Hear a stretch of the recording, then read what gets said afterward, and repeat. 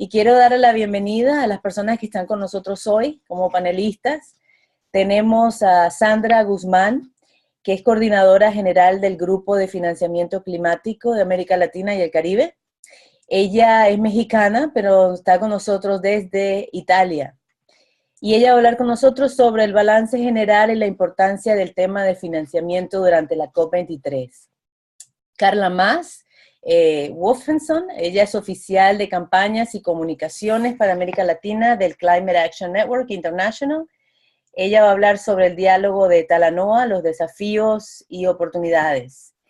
Ramiro Fernández nos acompaña, y Carla nos acompaña desde Chile. Ramiro Fernández, que es el director de Cambio Climático de la Fundación Avina, va a hablarnos sobre la importancia de la acción climática a nivel nacional y él está con nosotros desde Argentina. Y yo, su servidora, Nedia Astudillo, soy coordinadora para América Latina de la organización multirreligiosa Green Faith. Voy a compartir con ustedes sobre una nueva iniciativa multirreligiosa para una vida sostenible que lanzamos durante la COP23 en Bonn. Bueno, de nuevo, recuerdo que las preguntas, otros comentarios pueden hacerlas durante todo el tiempo de la conferencia, escribiendo en la zona inferior en el chat. Bueno, como una corta introducción, quería compartir el trasfondo a la COP23, que obviamente en París, en el año 2015, los líderes del mundo acordaron mantener el calentamiento global a menos de 2 grados centígrados y llevar adelante toda una serie de esfuerzos para limitar el calentamiento a no más de 1.5 grados centígrados. Sin embargo, según las tendencias actuales, el mundo va en camino hacia un aumento de por lo menos un 3 grados centígrados, si no aún más. Hasta la fecha ya experimentamos las secuelas del calentamiento global en un 1% centígrado, lo que significa que tenemos día a día una ventana mucho más pequeña, una oportunidad más pequeña para tomar las medidas que necesitan para frenar la velocidad con la que está avanzando el cambio climático. Cada año la Conferencia de las Naciones Unidas sobre Cambio Climático es organizada por un país distinto y en esta ocasión le tocó a Fiji ser el país anfitrión. Pero al no tener la capacidad de alojar un evento como este, de tan abarque, tan grande, que recibe la presencia a veces de más de 25.000 personas, la COP se llevó a cabo en Bonn, en Alemania, pero Fiji continuó siendo el país anfitrión. Esto permitió grandemente que se escucharan las historias de los países insulares que ya están sufriendo las consecuencias del cambio climático, con el aumento del nivel del mar, lo cual conlleva la salinización del agua potable, la necesidad de muchas comunidades de moverse, la pérdida de toda una infraestructura social que hacía posible la vida de estas comunidades y que ahora se encuentran con la necesidad de emigrar y dejar sus hogares, su historia, su cultura, etc. Sandra nos va a hablar un poquito más sobre esto. Y esto es obviamente algo injusto, cuando reconocemos que estos pequeños estados insulares no han hecho nada para crear el problema climático que hoy los saca de su propia casa. Entonces, en este contexto, los líderes de Fiji y otros pequeños estados insulares y comunidades vulnerables del mundo por varios años han estado pidiendo el apoyo financiero de diversas naciones para reponerse a las pérdidas y a los daños que han estado y seguirán sufriendo, de manera que estén mejor preparados para adaptarse al cambio climático y crear una transición más justa para sus comunidades. Así que bueno, con esta introducción le paso la palabra a Sandra para que ella nos explique desde su especialidad sobre la importancia que tuvo el tema de financiamiento en esta COP23. Puedes hacer on mute, Sandra, y gracias por acompañarnos. Muchísimas gracias, Nedi. Muchas gracias. Saludos a todas y todos. Buenos días en Latinoamérica y tardes en otros continentes. Yo quiero hacer énfasis en 4 puntos, a lo largo de mi plática. Y el primer punto justamente tiene que ver con la parte del contexto.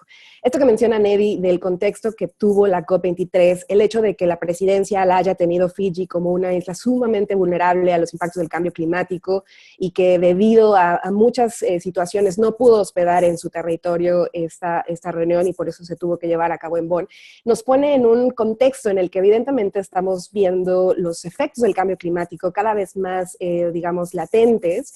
Y lo que sucedió en este año, en la temporada de huracanes y tifones en Asia y América, también fue como un marco digamos, que evidenció los niveles de vulnerabilidad a que todos estamos expuestos. Y justamente este fue un contexto muy interesante de la COP23, en donde se hizo un particular llamado a cómo vamos a empezar digamos, a capitalizar, pero también a financiar todas esas pérdidas y daños derivados del problema de cambio climático, obviamente en territorios altamente vulnerables. Entonces, por supuesto, el contexto es muy importante para entender muchas de las dinámicas que se dieron en la COP23.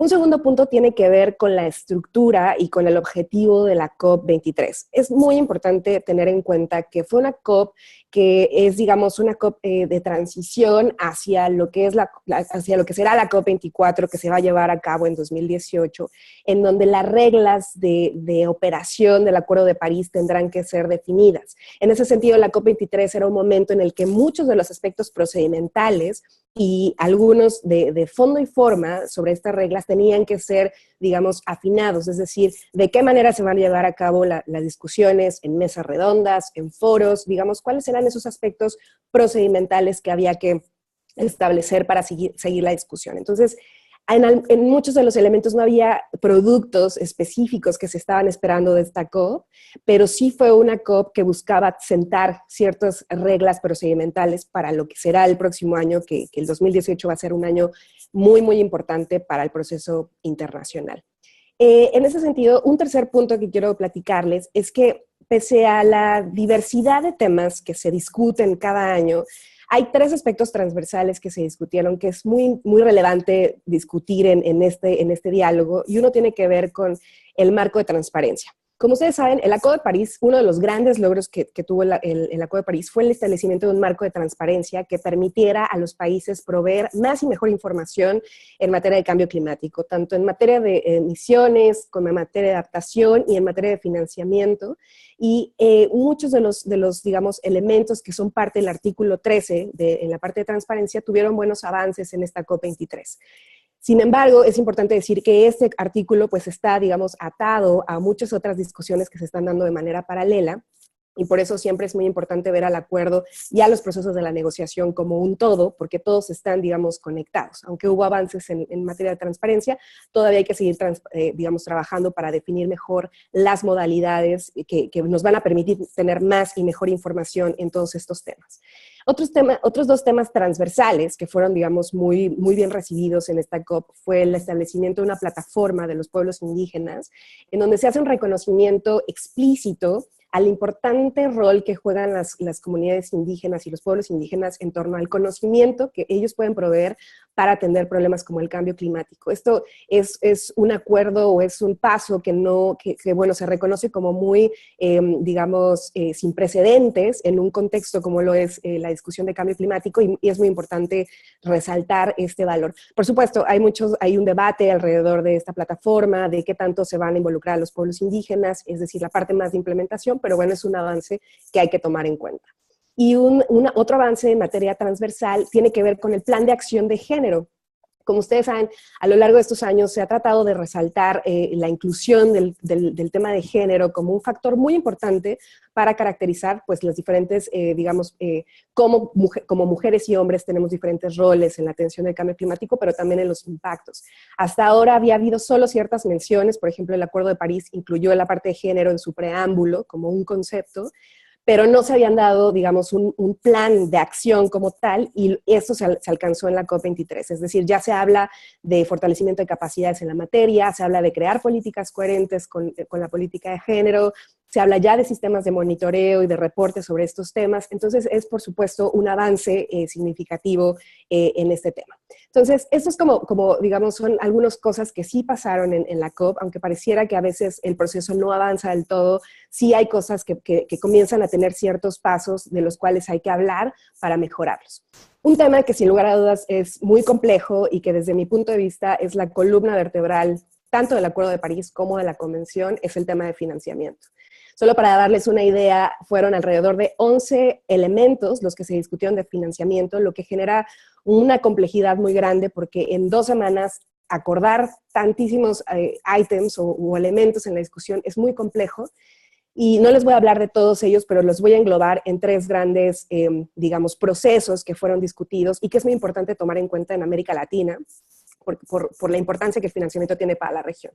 El primer proceso tiene que ver con esta visión de largo plazo. Es decir, en la negociación, en la COP23, se habló del financiamiento de largo plazo que es necesario para alcanzar el cumplimiento de las metas de mitigación y de adaptación.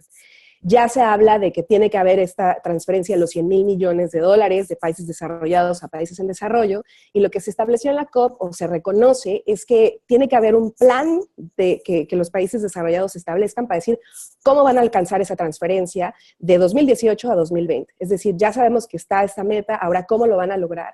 Y un tema muy importante es que se habla de generar un balance. Ya no solo dar mayor financiamiento para la mitigación, sino balancear ese financiamiento para la adaptación también, porque como les comentaba, todos estos fenómenos que se han dado en la región y en el mundo evidencian que es necesario incrementar el financiamiento en este rubro. Un tema también muy importante dentro de la visión de largo plazo es el rol del Comité Permanente de Financiamiento. Quizá muchos de ustedes no habrán escuchado de este comité, porque aunque es un comité que juega un rol técnico muy importante, no tiene un peso político que realmente les haga, digamos, resaltar el trabajo que hacen. Pero para el punto de vista de América Latina, el rol que juega el comité es muy importante porque es el encargado de armonizar toda la estructura financiera relacionada con cambio climático, los mecanismos financieros, las reglas de operación y todo lo que tenga que ver con el reporte y la medición y la verificación del financiamiento climático. Entonces, ahora se están discutiendo las nuevas funciones de este comité y va a ser muy importante que fortalezcan su mandato político y las acciones que hagan, pues para dar una verdadera, digamos, armonización a la arquitectura financiera. Esto me lleva al segundo punto, que es el tema de transparencia. Ustedes habrán escuchado que a nivel del financiamiento se cuestionan mucho cuánto recurso ha llegado de países desarrollados a países en desarrollo y qué tipo de actividades se están financiando. Esta discusión tiene mucho que ver con las modalidades de a qué le vamos a llamar financiamiento climático. Hay países que denominan financiamiento climático a ciertas actividades, no sé, como las grandes presas hidroeléctricas o energía nuclear, u otras actividades que para muchos actores tienen otras externalidades y que por lo tanto no deberían ser consideradas como financiamiento climático. Pero en la práctica no hay una definición de qué es a lo que le vamos a llamar financiamiento climático, y esto es precisamente lo que se discute en el marco de la definición de las modalidades, que es un tema para el cual se estableció una nota informal con contenido que ya empieza, digamos, ya hay muchos elementos en la mesa, y esto va a ser muy importante para la discusión que se dé previo a la COP24, en donde se van a tener que definir estas guías para saber a qué le vamos a llamar financiamiento climático, lo cual es muy importante para la región.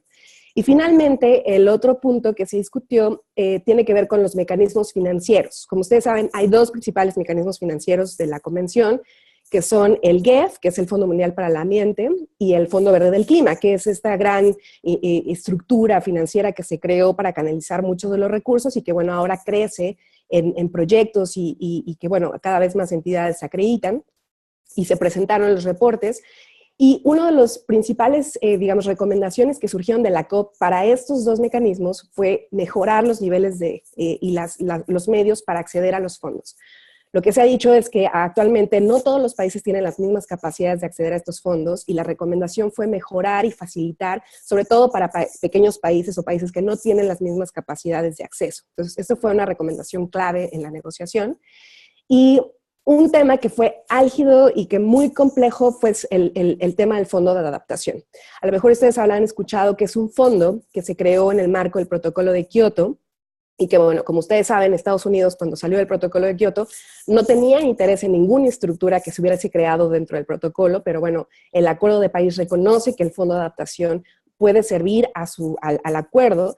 Y el fondo es muy importante porque es un fondo que apoya muchos pequeños proyectos en países de menor escala, proyectos que son muy enfocados sobre todo a nivel comunitario, lo cual cubre, digamos, una brecha que no había sido cubierta por otros mecanismos financieros de fácil acceso, y por eso los países en desarrollo, y sobre todo el G77, lo han defendido mucho. En esta COP lo que se logró es ya ratificar que el Fondo de Adaptación va a servir al Acuerdo de París y lo que todavía no se define es si solo va a servir al Acuerdo de París o también al Protocolo de Kioto, y cuál va a ser ese proceso de transición. Pero es un gran, digamos, políticamente es una batalla ganada desde el punto de vista de los países en desarrollo, y ahora pues viene toda la definición de qué tipo de reformas se van a dar, digamos, del Fondo de Adaptación para que opere de manera pues efectiva y siga, digamos, atacando esos proyectos o esos países pues que menos capacidades tienen para acceder a fondos.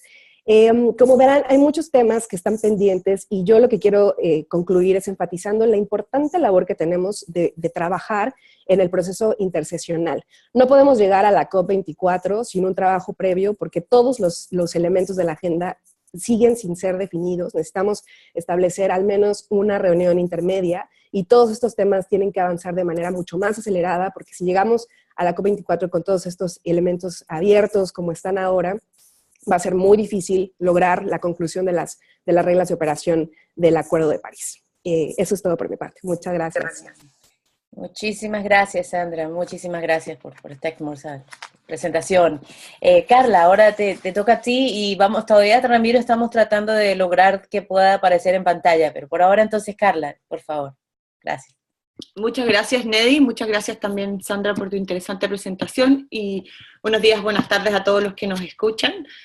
A mí me gustaría en esta oportunidad presentarles brevemente qué es el diálogo participativo, cuáles son sus oportunidades, sus desafíos y cómo como sociedad civil debiésemos aprovechar esta instancia, este momento de un año para asegurar que se aumente la inversión y que se aumenten los compromisos de acción climática a nivel de los países y también a nivel de otros actores. Entonces, para poner un poco de contexto, me gustaría hacer un poco de historia y ir avanzando lentamente hasta el día de hoy sobre cómo se dio el diálogo facilitativo, el diálogo de Talanoa. Entonces, el diálogo de Talanoa, como se conoce hoy, nace de una decisión en el marco de las conversaciones del Acuerdo de París de convocar a un diálogo facilitador el 2018 para hacer un balance de los esfuerzos colectivos en relación con el avance hacia el cumplimiento de la meta de largo plazo, es decir, que la temperatura global no aumente 2 grados Celsius 1.5 sobre la era preindustrial a fines de siglo. Y la idea de este diálogo facilitativo era básicamente informar en la preparación de las contribuciones determinadas a nivel nacional. Es decir, hace 2 años los países ya acordaron que era importante contener un momento el próximo año, el 2018, para hacer un balance general de cómo se estaba progresando en la acción climática a nivel global y que esta información ayude a informar la segunda ronda de planes de acción climática que originalmente estaba planificada para el 2020, año en que se supone empieza a operar formalmente el Acuerdo de París, una vez se tengan las reglas que mencionó Sandra previamente.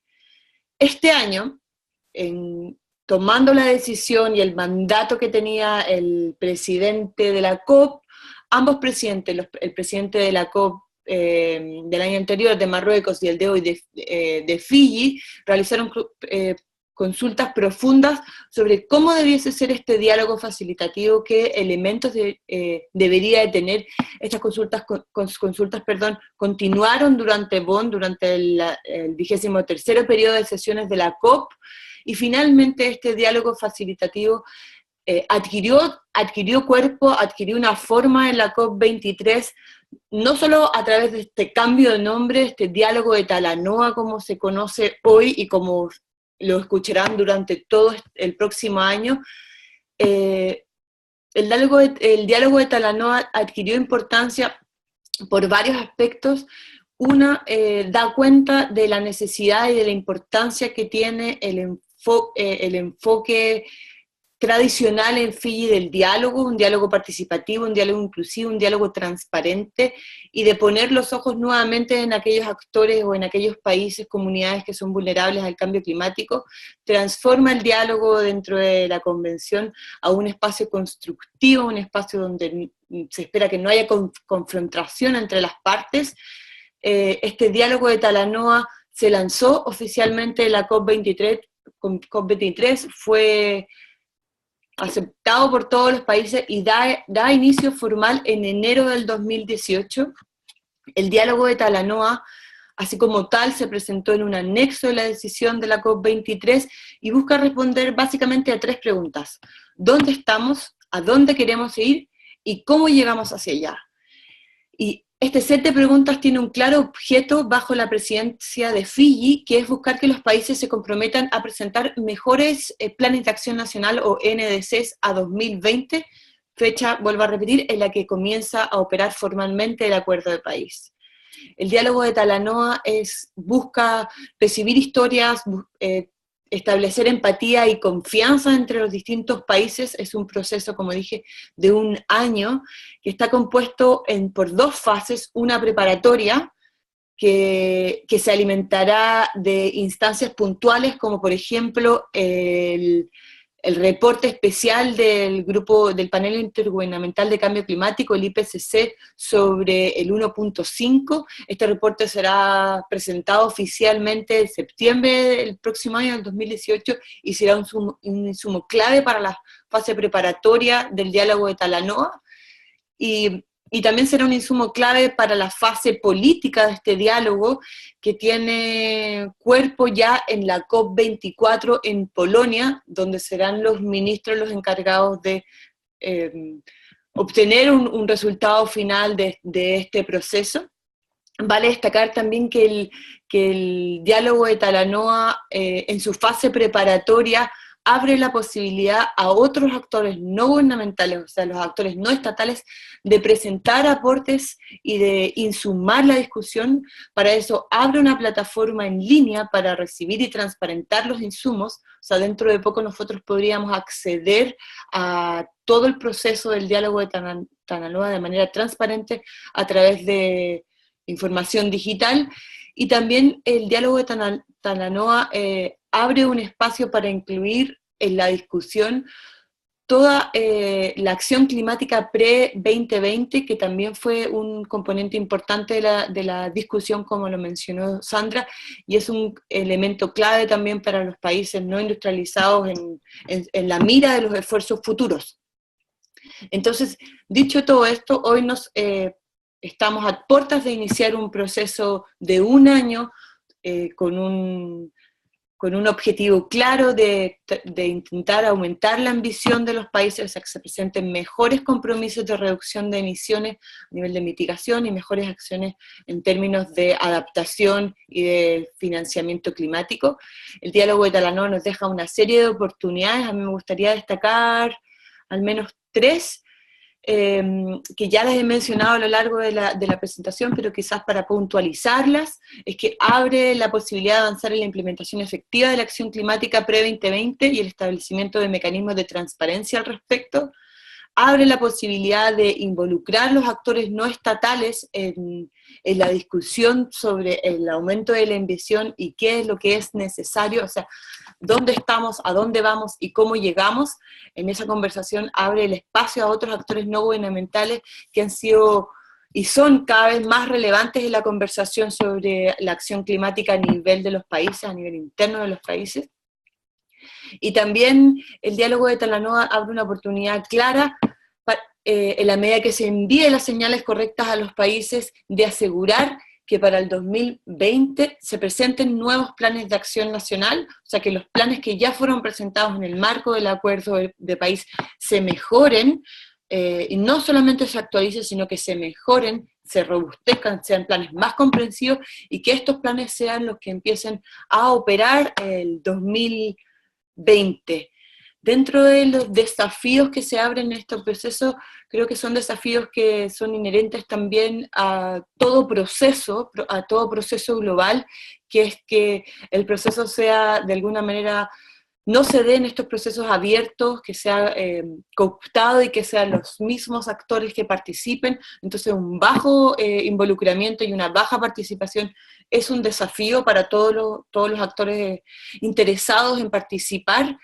Se están generando los mecanismos para que esa participación exista. Entonces el llamado también aquí es a utilizar esos espacios y a participar para asegurar que este diálogo tenga un una decisión concreta en la COP24 y que sea conducente efectivamente a aumentar los planes de acción climática y asegurar que la temperatura global no aumente más de 1,5 grados Celsius a fines de siglo. Otro desafío importante es el rol de la sociedad civil. ¿Cuál va a ser nuestro rol a nivel de este proceso y cómo vamos como sociedad civil a engranar y a alinearnos como un actor no estatal, pero que trabaja sobre la base de acuerdos comunes y no sobre elementos divergentes? Entonces hay un proceso interesante que tiene que darse a nivel de la sociedad civil para armonizarnos internamente de manera de participar y generar una sola voz en este proceso. Y un último desafío que se genera es que, dado que este proceso, tanto el proceso preparatorio del diálogo de Talanoa como la fase política, va a ser conducido por la presidencia de Fiji, que nos otorga de alguna manera grandes expectativas y grandes esperanzas en la medida de que representan claramente a aquellos actores que buscan incremento de la ambición. También este proceso es acompañado por la presidencia de la COP24, que es Polonia, que ha sido históricamente más bien visto en la conversación sobre cambio climático como un actor obstaculizador, como un actor no necesariamente propositivo y proactivo hacia la acción climática. Entonces, ¿cómo se va a dar esa conjunción entre estas dos presidencias para obtener un objetivo y un resultado final? Eso es un desafío político, pero es un desafío también social en la medida que nosotros tenemos un rol que jugar para asegurar que la COP24 el próximo año se obtenga una decisión clara de presentar nuevos planes de acción nacional a 2020 por parte de todos los países. Creo que hacia grandes rasgos eso es lo que me gustaría presentar sobre qué es lo que es el diálogo de Talanoa y qué es lo que se viene hacia adelante. Gracias. Gracias a ti, Carla, gracias. Por ahí han estado entrando algunas preguntas. Les recordamos que todo el que quiera hacerla puede escribirla en el espacio del chat, que está en la parte inferior de sus pantallas. Luego vamos a volver a estas preguntas, entonces, para que podamos completar la información.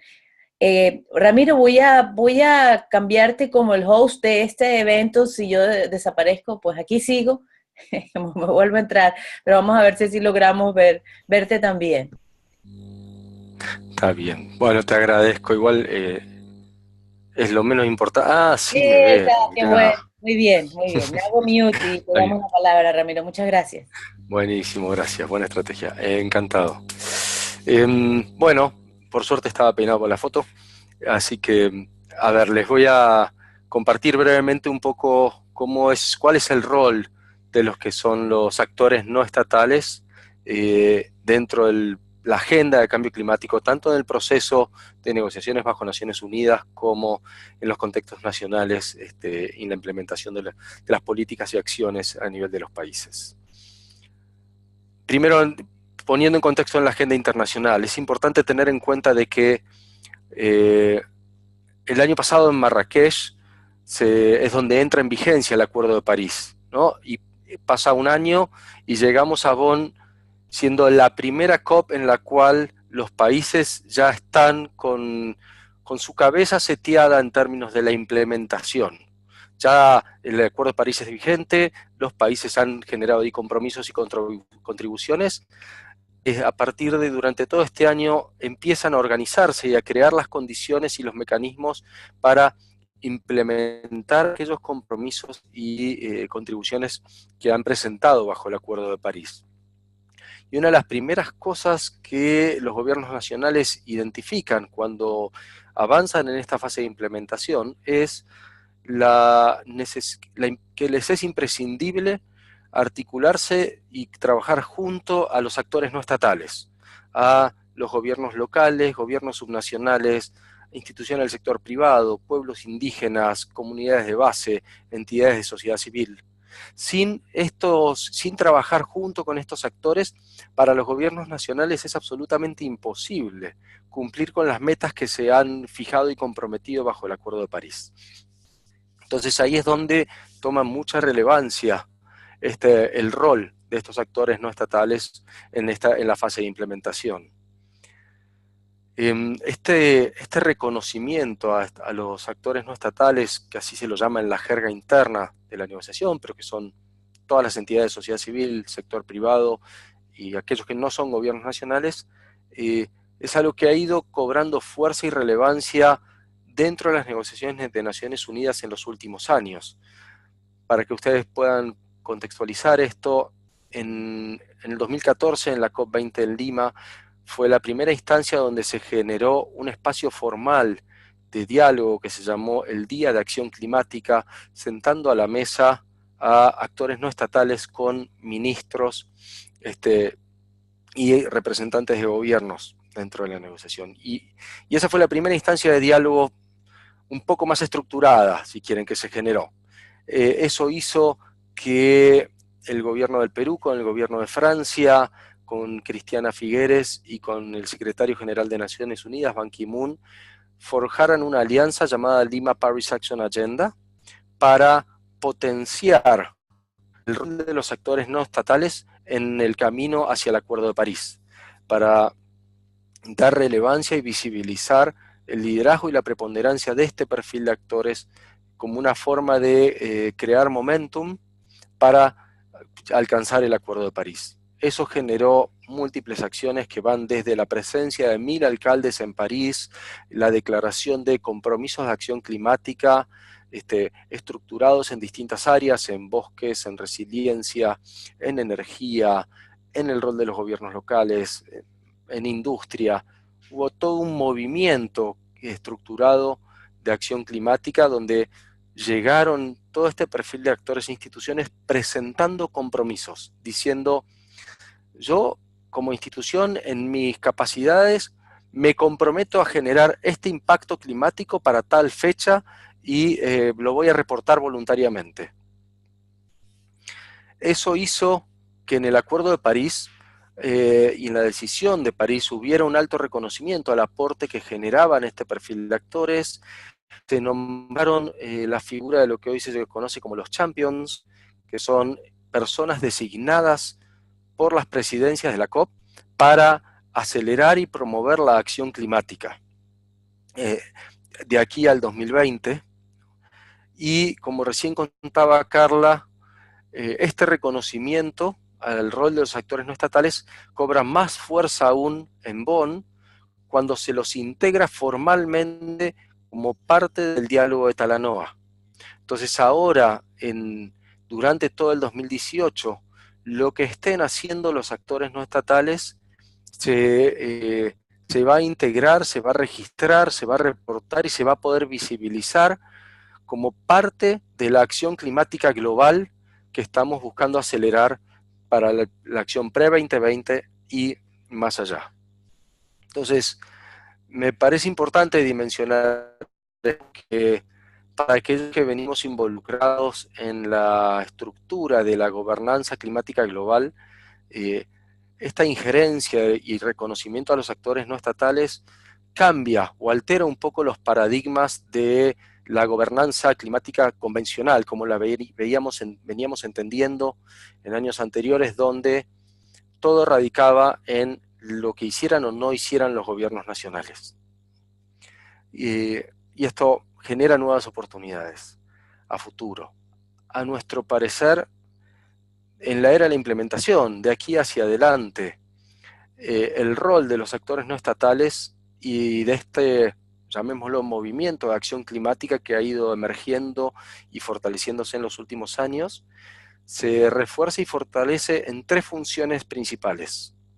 La primera tiene que ver con apoyar la implementación de los NDCs. Como decíamos antes, los gobiernos nacionales empiezan a avanzar en la implementación y necesitan crear plataformas de acuerdo y estructurar alianzas con estos actores no estatales para implementar las medidas que han definido y que quieren promover en las contribuciones nacionales determinadas.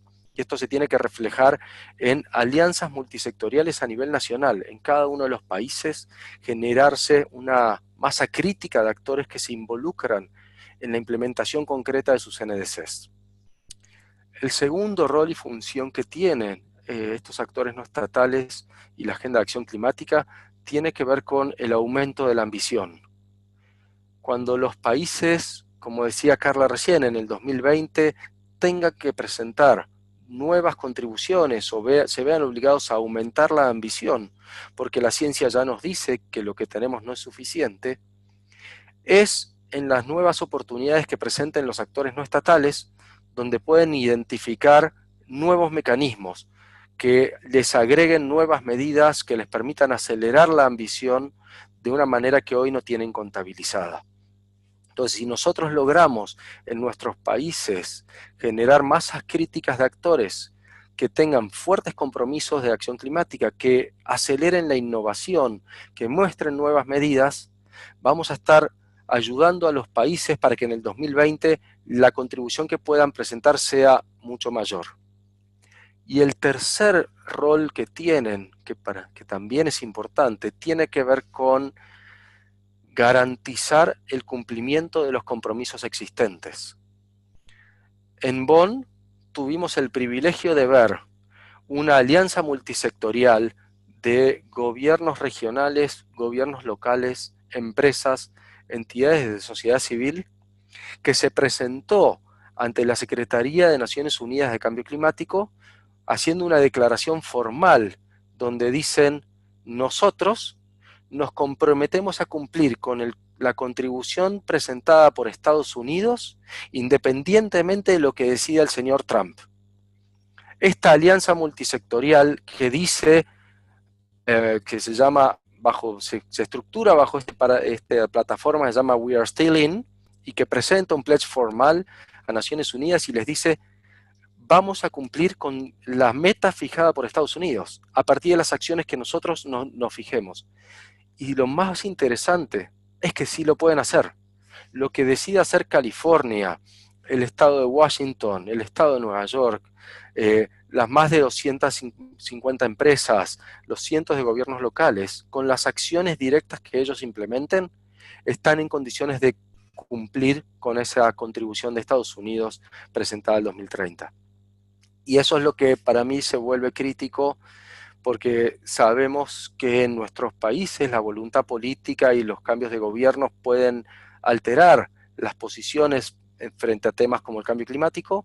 Lo hemos visto en Estados Unidos con la asunción de Trump, y lo hemos visto también a la inversa, en Canadá, con el cambio de gobierno, donde se refuerza el compromiso al cambio climático con un gobierno que durante casi 10 años estaba siendo reticente.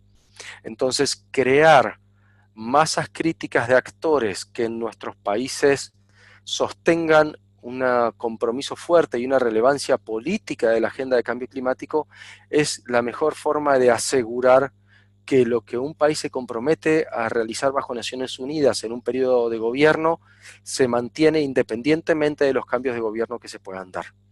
Y estas tres funciones en su conjunto nos permiten poder asegurar y mantener una agenda de acción climática de largo plazo que ojalá vaya adecuándose a lo que la ciencia nos pide y lo que nos van a plantear, y el diálogo de Talanoa va a ser una excelente instancia para ver cómo estamos en ese nivel de avance. Eso para abrir el juego y complementar las excelentes presentaciones de Sandra y Carla. Muchas gracias, Ramiro, y sin duda manifiestas el espíritu positivo también en el cual nos encontramos ahora otra vez después de la COP23, aquellos que vivimos dentro de Estados Unidos y viendo la acción del presidente Trump de sacarnos del Acuerdo de París, pero viendo ahora que todo este movimiento de actores no estatales están diciéndonos, seguimos adentro, estamos allí y estamos comprometidos a hacer nuestra parte. Y esa también es la realidad entonces de las comunidades de fe del mundo, que también nos dimos cita en la COP23. Como les decía al principio, una de las preocupaciones que existe es que aun cuando los gobiernos del mundo se comprometan y lleven adelante lo que acordaron en el Acuerdo de París, el temor es que sin la participación de la colectividad, lo que nos incluye a las comunidades de fe, no lograremos frenar el cambio climático y la temperatura global pueda subir hasta 3 grados centígrados. Entonces, siguiendo esta preocupación y este llamado a ser parte de este movimiento, organizaciones como el Consejo Mundial de Iglesias, el Movimiento Católico Mundial por el Clima, Green Faith, el Movimiento Islámico Mundial por el Clima, Proyecto Bumi de la India, la Red Franciscana Mundial, la Comunidad Brahma Kumaris, la Sociedad Islámica de Norteamérica y otras organizaciones. Nos dimos cita también en Bonn para lanzar una nueva iniciativa multirreligiosa para una vida sostenible. Con ella nosotros nos comprometemos a organizar campañas juntos, educar y acompañar y apoyar a nuestras comunidades de fe para vivir vidas sostenibles, sobre todo lo que respecta a 3 áreas principales, por lo menos para comenzar, que tienen un mayor impacto en el ambiente, en el clima, el cual es el transporte, nuestro uso de la energía y la alimentación. La idea para nosotros es utilizar el 1.5% de grados centígrados como guía para promover estas vidas sostenibles. Analizar qué significa y qué implica vivir con el 1.5 de grados centígrados en mente. Y esto lo iremos haciendo, definiendo. Sabemos que la respuesta de qué es lo que esto significa será diversa en diferentes contextos alrededor del globo. Pero la idea es mover desde nuestro liderazgo personal a lo político, a lo local y a lo global, ¿no? Que tenga un impacto también a nivel global. Y sabiendo que no todas las comunidades tienen la oportunidad siquiera de escoger qué tipo de energía o alimentos o transporte utilizan, es correcto que el enfoque principal de esta iniciativa será entre aquellas comunidades o personas que sí tienen la posibilidad de escoger, pero será una iniciativa inspirada en la realidad de aquellos que luchan por tener acceso a modelos de vida sostenible y aquellos cuya vida sostenible está en peligro y amenazada por el cambio climático, ¿no? Existen todavía muchos detalles de esta iniciativa que están por definirse. En un par de días, por ejemplo, vamos a tener el nombre de la nueva persona que va a coordinar esta iniciativa, y esperamos que en el primer trimestre del próximo año comiencen ya a circular diversos recursos que nos van a ayudar a trabajar en estos temas con nuestras comunidades de fe. El año que viene también se está organizando para la segunda mitad del año un día de acción mundial o un fin de semana de acción mundial, el cual contará con la participación de líderes religiosos de alto nivel y acciones públicas en diferentes países del mundo. Habrá recursos también para apoyar este tipo de movimientos y bueno, si quieren más información y mantenerse al tanto de estos próximos pasos de la iniciativa, les invito que me pueden invitar a enviar un email, y ahora voy a escribir mi email aquí en el chat para seguir en contacto sobre esto. Para terminar mi pequeña presentación, solo quería compartir también una frase que un pastor de Fiji, de las islas de Fiji, un pastor metodista, dijo durante nuestro tiempo en Bonn. Dijo: no nos estamos hundiendo, estamos luchando. Y sobre todo, estamos reparando el tejido de nuestras mantas ecológicas, económicas y ecuménicas, para que haya vida abundante en toda la creación. Él estaba refiriéndose a las mantas tejidas con hojas de pasto grueso sobre la cual se sientan hombres y mujeres de todas las edades en Fiji para contar sus historias, mantener su cultura o para hablar de asuntos sobre problemas de las comunidades. Y él decía: si la manta se rompe, no la botamos, se la repara. Y con esto él nos dejó el llamado y la responsabilidad de crear estos espacios de diálogo como el que tenemos hoy, donde juntos podemos tratar de reparar el tejido de nuestras mantas ecológicas, económicas, ecuménicas, creando pues este movimiento de acción y esta manera de reparar estas mantas es, de nuevo, creando estos espacios de diálogo. Bueno, con esto termino mi parte, pero ahora abrimos un espacio para compartir algunas de las preguntas que hemos recibido hasta ahora. Quiero mencionar las 2 primeras que leí por lo menos. Bueno, una fue: ¿qué significa la palabra Talanoa? Tal vez compartir de dónde viene el término de Talanoa. ¿Quién invitarán o participarán en este diálogo? Creo que la segunda parte de tu presentación, Carla, tal vez lo mencionaste, pero puedes volver a decirlo. Entonces, ¿de dónde viene esta palabra de Talanoa? Tal vez puede ayudarnos para entender y ubicarnos en el contexto. También otra pregunta es, ¿quiénes tienen la posibilidad de acceder a los fondos climáticos? ¿Solo los estados, las empresas o también las organizaciones de la sociedad civil? Bueno, estas dos por ahora, si ustedes ven otra aquí en el chat me ayudan para, mientras tanto les doy la palabra, ustedes deciden cómo comienzan. Voy a tomar la palabra para responder las primeras preguntas. Bueno, básicamente lo que hace la presidencia de Fiji es instalar una nueva forma de relación, una nueva forma de conversación, cambiándole el nombre al diálogo originalmente reconocido como diálogo facilitativo a diálogo de Talanoa. Y Talanoa quiere decir, o lo reconocemos como el proceso de conversación que se da históricamente en Fiji, que son espacios de conversación donde hay participación diversa, donde el espacio es constructivo y donde el espacio es inclusivo. Y ahí destacar también algo que se menciona en el anexo del diálogo de Talanoa, que es un espacio donde lo que se busca es construir y no generar confrontación entre partes. Entonces, no es un espacio para debatir, sino que es un espacio para construir. Y Talanoa, hasta donde entendí, quiere decir, o sea, contiene en sí mismo todos esos conceptos. Es un diálogo, pero de esas características, inclusivo, participativo y constructivo. Y la otra pregunta sobre la participación, en el proceso de fase preparatoria del diálogo de Talanoa, que mencioné que se lanzó en la COP23 hace un par de semanas atrás, pero que inicia formalmente en enero, y que corre durante todo el año hasta el diálogo político, que ya es en la COP24, tiene la posibilidad de recibir insumos de actores no estatales, y como bien aclara Ramiro, ciudades, organizaciones de la sociedad civil, o sea, no gubernamentales básicamente. El diálogo de Talanoa tiene la posibilidad de recibir estos insumos y lo determina para dos instancias particulares, una en abril y una en octubre. Entonces, están todos, de alguna manera, invitados a aportar a esta discusión para que sean insumos para las interseccionales del proceso de la COP. Buenísimo. Bueno, si quieren, comento un poco sobre la segunda pregunta de quiénes tienen acceso a los fondos.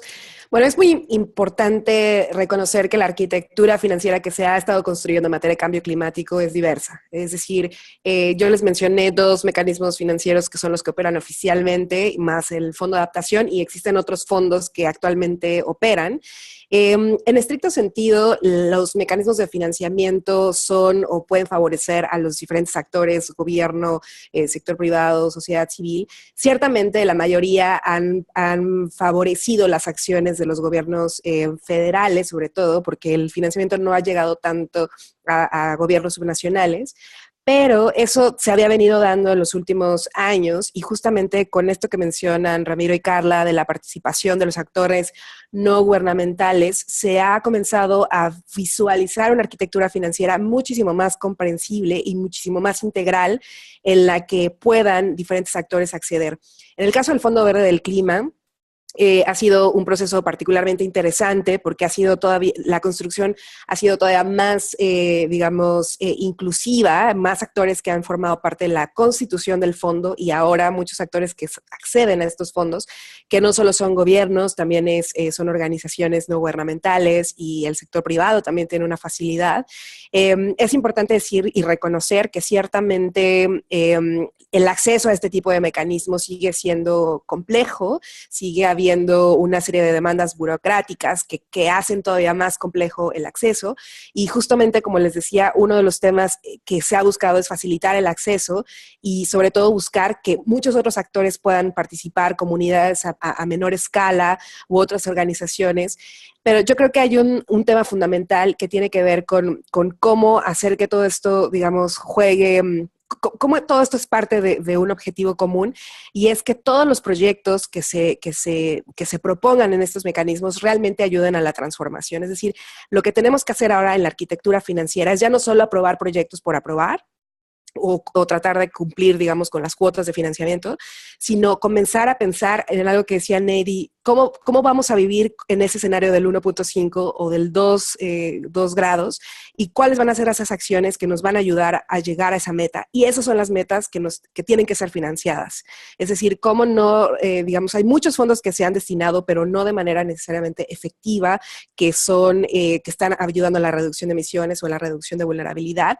Y este es un tema clave que de hecho el marco de transparencia busca, que los proyectos que se estén sometiendo a estos fondos y que toda la arquitectura financiera realmente nos lleve al cumplimiento del objetivo 2 del Acuerdo de París, que es que todos los flujos de financiamiento ayuden al desarrollo bajo en emisiones y resiliente al clima. Entonces todos, no solo actores gubernamentales, pero sociedad civil, sector privado, todos tendríamos que encaminar nuestras acciones hacia esos objetivos, y por ahí va a ser un aspecto clave para acceder a estos fondos, que cada vez están más abiertos a otros actores, no solo gubernamentales.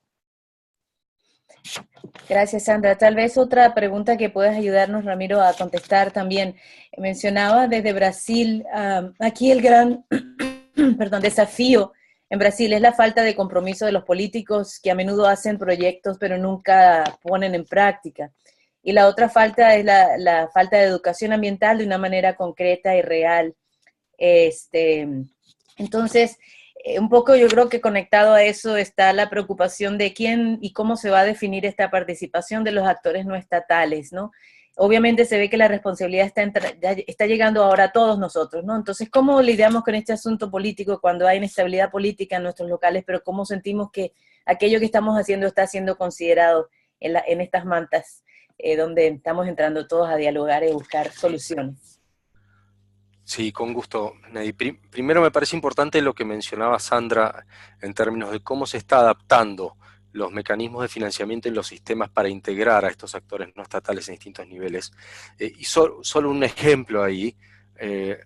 Nosotros, Avina es una entidad acreditada al Fondo Verde del Clima, y como tal estamos trabajando con distintos gobiernos en proyectos específicos ante el Fondo Verde, y lo primero que recibimos de parte de ellos es interés para que generemos programas para integrar a los gobiernos locales, gobiernos subnacionales y otros actores. O sea, con Argentina, que ya está avanzando en la implementación de las medidas, el pedido del gobierno argentino es: necesitamos sentar a la mesa a todo este conjunto de actores no estatales para juntos definir y diseñar las hojas de ruta.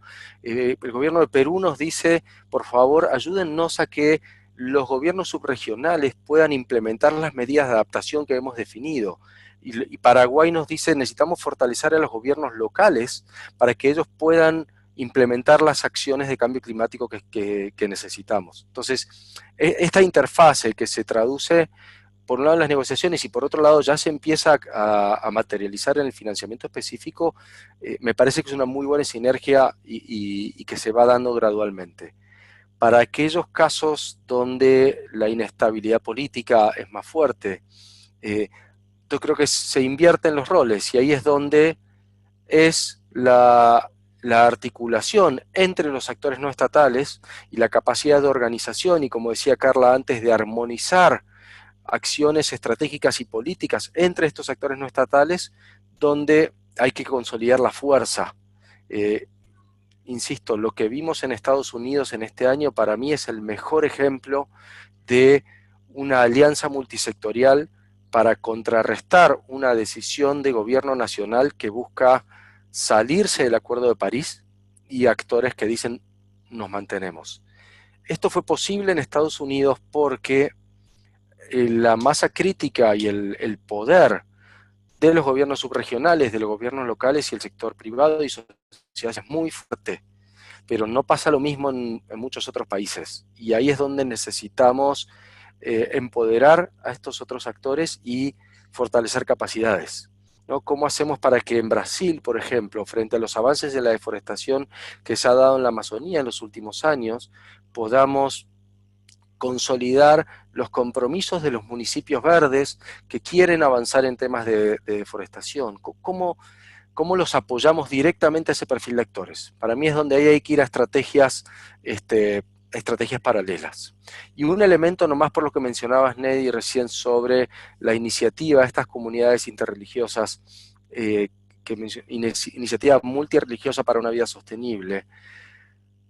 Si algo nos dice la ciencia y los últimos reportes del IPCC, es que los cambios que necesitamos para responder al desafío del cambio climático son cambios transformacionales, son cambios que requieren una buena cuota de fe para generar la transformación que hace falta. Acá no alcanza con solo algunas buenas prácticas de un par de empresas, o no alcanza con medir algunas buenas intenciones de un par de gobiernos y demás. Realmente estamos hablando de una transformación estructural de nuestro modelo de desarrollo, de la economía como la tenemos diseñada, de los patrones de consumo.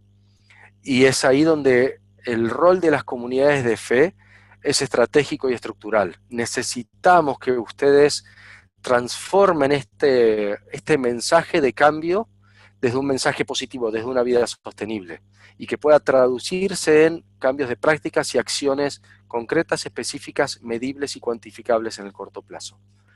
Desde Avina estamos trabajando en una alianza, una plataforma que se llama Action LAC, que busca acompañar estos procesos, que busca generar metodologías para que estos cambios se puedan dar. Así que más que dispuestos a trabajar con ustedes en acelerar esta acción climática en el corto plazo. Qué bueno, muchas gracias, Ramiro, muchísimas gracias. Bueno, tenemos 2 minutos máximo para terminar nuestro espacio, completando la hora completa. Hay una pregunta que llegó, dice, ¿ven una conexión entre el Acuerdo de París y la Agenda 2030 de forma integral, no solo con el ODS 13? ¿Se habló de esto en la COP? ¿Alguien quisiera ayudar a contestar esta pregunta? Sandra, puedes hacerlo a mí. Gracias. Bueno, totalmente. La conexión es total. De hecho, el cambio climático se incorporó como uno de los objetivos de desarrollo, el número 13. Y lo que sí es clave es que no, y retomando un poco lo que comentaba Ramiro en ese momento, no podemos cumplir con los objetivos de la Agenda de Desarrollo si no atacamos el problema de cambio climático de manera estructural y viceversa. Es decir, están totalmente correlacionadas y cada vez más en el marco internacional hay un mayor reconocimiento. Incluso el secretario de Naciones Unidas, Antonio Guterres, ha manifestado en múltiples ocasiones la necesidad de empezar a cerrar las brechas entre los procesos de la discusión para que se reflejen, digamos, lo que sucede en el marco de cambio climático, en la agenda de los ODS y viceversa. Y eso es algo muy importante que desde la visión de sociedad civil hay que trabajar, porque hemos visto que, por ejemplo, muchas de las modalidades de seguimiento, los indicadores de los ODS, por ejemplo, para la parte de financiamiento, todavía no están tan ligadas, por ejemplo, lo de desarrollo con cambio climático. Sigue habiendo ahí un lenguaje que no está tan claro y es importante empezar a cerrar esas brechas. Y yo solo quería como hacer una última reflexión también en seguimiento de lo que mencionaba Ramiro, y es, creo que estamos en un punto en el que tenemos que redefinir la manera en que estamos pensando el cambio climático, ¿no? Por muchos años sabíamos que teníamos que reducir emisiones, sabíamos que teníamos que reducir vulnerabilidad, pero lo que está pasando actualmente con los impactos nos dice que lo que hemos hecho no ha sido suficiente y tenemos que replantearnos. Y por eso a mí me da mucho gusto este espacio que está llamando Green Faith, porque efectivamente hay necesidad de hacer un cambio más a nivel cultural, pero más a nivel de cómo nos asumimos como seres humanos dentro del planeta, y eso es una discusión que no filosófica, que no hemos tenido obviamente en el marco de las negociaciones, pero es necesario empezar a permear toda esta parte más cultural, más educativa. Por ahí había un mensaje sobre educación. De hecho, hubo una decisión en materia de educación que va a ser muy importante internalizar a los diferentes niveles, y desde el GFLAC también ofrecemos, digamos, información que podamos contribuir en materia de financiamiento. Desde nuestro punto de vista es un ángulo del que muchas acciones van a depender, pero no es el único, por supuesto, y pues muy contentos y contentas de apoyar en todos estos procesos de transición, porque nos va a tocar a todas y todos entrarle por, digamos, por las mismas objetivos que nos planteamos, así que me da mucho gusto este espacio y ojalá sigamos intercambiando para seguir transformándonos unos a otros y transformando el escenario que nos permita combatir este problema de largo plazo. Gracias. Muchas gracias. Gracias a ti también. Bueno, el tiempo se nos ha terminado, pero queremos darle de nuevo muchas gracias a Sandra, a Carla y a Ramiro por haber acompañado en este día y a todas las personas que se inscribieron y que van a seguir compartiendo esta información con sus comunidades. Seguiremos trabajando y seguimos en contacto entonces. Bueno, desde Greenface muchísimas gracias a todos y seguiremos trabajando sin falta. Muchas gracias a todos y tengan un muy buen día. Igualmente. Gracias, un gusto. Gracias por la invitación. Muchas gracias a todas y todos. Hasta luego.